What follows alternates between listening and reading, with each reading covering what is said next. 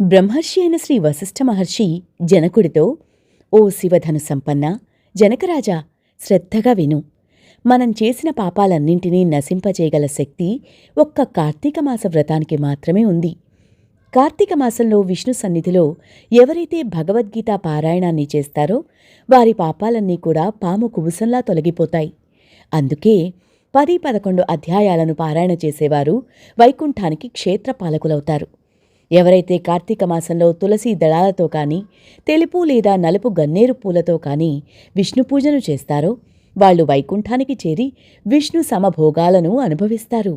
ఈ కార్తీక మాసంలో హరిహరులు ఎవ్వరి సన్నిధినైనా సరే, ఏ పురాణాన్నైనా సరే ప్రవచించేవారు సర్వకర్మ బంధ విముక్తులవుతారు.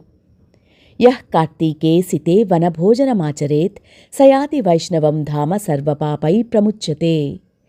కార్తీక మాస శుక్లపక్షంలో వనభోజనం చేసినవారు పాప విముక్తులై విష్ణుధామాన్ని పొందుతారు.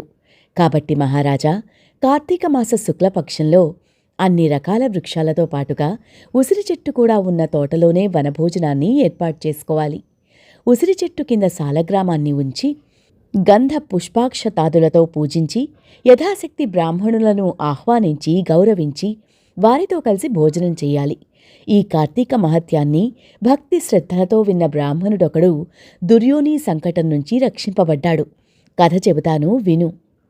పూర్వం కావేరీ తీరంలో దేవశర్మ అనే సద్బ్రాహ్మణుడు ఉండేవాడు. అతనికొక పరమ దుర్మార్గుడైన కుమారుడు కలిగాడు. అతని పేరు దేవదత్తుడు. అతగాడి దుష్ట ప్రవర్తనలను గుర్తించిన తండ్రి అతగాడిని పాపవిముక్తుడిని చేయాలని సంకల్పించి, నాయనా, రోజూ కార్తీక ప్రాతస్నానాన్ని ఆచరించు, సాయంకాలమున హరిసన్నిధిలో దీపారాధనం చేస్తూ ఉండు అని చెప్పాడు. కాని ఆ బ్రాహ్మణపుత్రుడు కట్టుకథలను నమ్మనని, కార్తీక వ్రతాన్ని ఆచరించడని తండ్రికి ఎదురు తిరిగాడు. దేవశర్మ తన కుమారుణ్ణి అడవిలోన చెట్టుతొర్రలో ఎలుకవై పడి ఉండు అని శపించాడు. శాపానికి భయపడిన ఆ విప్రకుమారుడు తండ్రి పాదాలబడి తనకు తరుణోపాయం చెప్పమని కోరగా, ఆ తండ్రి, నాయనా, నీవు ఎప్పుడైతే కార్తీక మహత్యాన్ని సంపూర్ణంగా వింటావో అప్పుడే నీ ఎలుక రూపం పోతుంది అని శాపవిముక్తి అనుగ్రహించాడు. పితృశాప కారణంగా అప్పటికప్పుడే మూషిక రూపాన్ని ధరించిన బ్రాహ్మణ యువకుడు గజారణ్యంలో ఫలవంతమైనది, అనేక జంతువులకు ఆధారభూతమైనది అయిన ఒకానొక మహావృక్ష కోటరంలో మనసాగాడు. కొంతకాలం గడిచాక మహర్షి అయిన విశ్వామిత్రుడు శిష్య సమేతంగా కార్తీక స్నానమాచరించడానికి వచ్చి ఆ ఎలుక ఉన్న చెట్టు మొదలునందు విష్ణుడై తన పరివారానికి పరమ పావనమైన కార్తీక మహాత్యాన్ని వినిపించసాగాడు.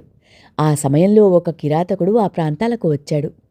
విశ్వామిత్రాది తపోబృంద దర్శనమాత్రం చేత రవ్వంత పశ్చాత్తాప్తుడు జ్ఞాని అయిన ఆ కిరాతకుడు వారిని సమీపించి, అయ్యా, మీరు చెప్పుకుంటున్న కథలేమిటి? నాకీ కిరాతక జీవితం పట్ల చిరాకు పుడుతోంది. దయచేసి ఈ రహస్యమేమిటో చెప్పండి అనగానే అతనిలో వివేకం గమనించిన విశ్వామిత్రుడు, నాయనా, మేము కార్తీక వ్రతాన్ని ఆచరిస్తున్నాము. ఈ కార్తీక మాసంలో ఎవరైనా సరే తెలిసిగాని తెలియకగాని స్నాన దాన జప తప పురాణ శ్రవణాదులను చేసినట్లయితే వారు వారి సర్వ పాపాల నుంచి విముక్తులవుతారు అని కిరాతకునికి చెబుతున్న కార్తీక మహత్యాన్ని వినడమే తడవుగా తొర్రలో ఉన్న ఎలుక తన శాపగ్రస్త రూపాన్ని వదిలివేసి పూర్వ యువ బ్రాహ్మణ రూపాన్ని పొంది విశ్వామిత్రాదులకు ప్రణమిల్లి తన పూర్వపు గాథను వినిపించి ఆ ఋషుల నుండి సెలవు తీసుకుని తన ఆశ్రమానికి తరలిపోయాడు. అనంతరం ఆ కిరాతకుడు కూడా విశ్వామిత్రాదుల వలన కార్తీక మహత్యాన్ని కడగంటా తెలుసుకోవడం వలన ఆ జన్మకి కిరాతకుడు అయ్యి కూడా దేహాంతరాన ఉత్తమ గతుల్ని పొందాడు జనకుడా అని వివరించాడు వశిష్ఠ మహర్షి. జనక, ఈ కార్తీక మాసం 30 రోజులు కూడా ఎవరైతే శ్రీ మహావిష్ణువును కస్తూరి గంధాదులతోనూ పంచామృతాలతోనూ అభిషేకిస్తారో వారికి 10,000 అశ్వమేధాలు చేసిన ఫలితం లభిస్తుంది. కార్తీక మాసంలో సంధ్యావేళ విష్ణు సన్నిధిలో దీపారాధనము చేసినా, దీపదానం చేసినా వారు విష్ణులోకాన్ని పొందుతారు. ప్రత్తిని శుభ్రపరిచి దాంతో ఒత్తిని చేసి బియ్యపిండి లేదా గోధుమ పిండితో ప్రమిదను చేసి ఆవునేతిని పోసి ఆ ప్రతి ఒత్తిని తడిపి వెలిగించి ఒకానొక సత్బ్రాహ్మణుని ఆహ్వానించి చివరి రోజున వెండి ప్రమిదను భమిడి వత్తిని చేయించి వాటిని బియ్యపిండి మధ్యన ఉంచి పూజా నివేదనాదులను పూర్తి చేసి బ్రాహ్మణులకు భోజనం పెట్టి అనంతరం తాము స్వయంగా దీపదాన మంత్రం చెయ్యాలి. సర్వజ్ఞానప్రదం దీపం సర్వసంపచ్చు భావహం దీపదానం ప్రదాస్యామి కశాంతిరస్తు సదా మమ. జ్ఞానమును సంపదలను శుభములను కలిగించే దైవ దీపదానాన్ని చేస్తున్నాను. దీనివలన నాకు నిరంతరము శాంతి సుఖములు ఏర్పడుగాక అని చెప్పుకుంటూ పిండితో సహా ఆ దీపాన్ని బ్రాహ్మణునికి దానం చేయాలి. అలా చేసిన వారు అక్షయమైన పుణ్యాన్ని, విద్య, జ్ఞాన, ఆయుర్వృద్ధిని, అనంతరం సర్వభోగాలను పొందుతారు. నిదర్శనార్థమై ఒక కథను వినిపిస్తాను, విను. పూర్వం ద్రావిడ దేశంలో ఒక అనాథ వితంతు ఉండేది. ఆవిడ రోజూ భిక్షాటనం చేసి వచ్చిన దానిలో తృప్తి పడుతూ డబ్బును వెనకేయసాగింది. ఇతరుల ఇండ్లలో వంట పనులు, కుట్టు పనులు మొదలైనవి చేస్తూ ప్రతిఫలంగా వారి వద్ద కొంత ద్రవ్యాన్ని తీసుకుంటూ ఉండేది. కానీ ఈనాడు హరినామస్మరణ చేయడం కానీ, హరికథనో పురాణాన్నో వినడం కానీ, పుణ్యతీర్థ సేవనం కానీ చేసి ఎరుగదు.